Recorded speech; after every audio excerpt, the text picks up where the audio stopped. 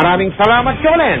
Napapanahon po ang tinatawag na fundraising project ng mga preso sa lungsod ng Zamboanga. Gumagawa na po sila ng mga parol na ibebenta nila para sa Kapaskuhan. At para naman makaiwas sa tinatawag na Christmas rush, nagsimula na pong mamili ng mga dekorasyong pamasko ang ilan nating kababayan.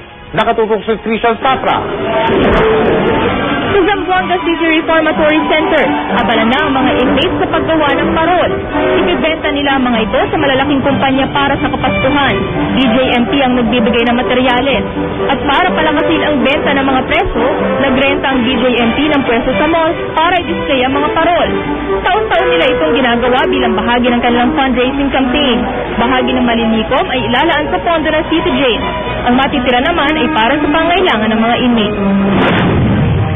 Sa Divisoria naman sa Maynila, may mga namimili na ng Christmas decors. Si Aling Merlinda, lumuwas pa mula Antique para makatipid. Mahal ang sa mall. Dito, mura.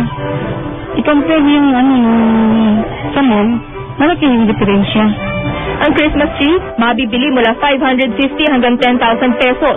Depende sa laki, itsura at disenyo. Ang mga palamuti naman sa Christmas tree, naglalaro sa 28 hanggang 110 pesos bawat piraso. 55 pesos naman ang isang dosenang Christmas balls. Ang Christmas lights na may 100 bulbs, 70 pesos. Para masigurong pumasa sa safety standards ang bibiling Christmas lights, payo ng DTI, hanapin ang ICC Quality Mark. Pag Kapaskuhan, lahat naman po talaga tayo at inaasam natin na ating mga bahay ay magkakaroon po ng mga Christmas lights at iba pa pong dekorasyon.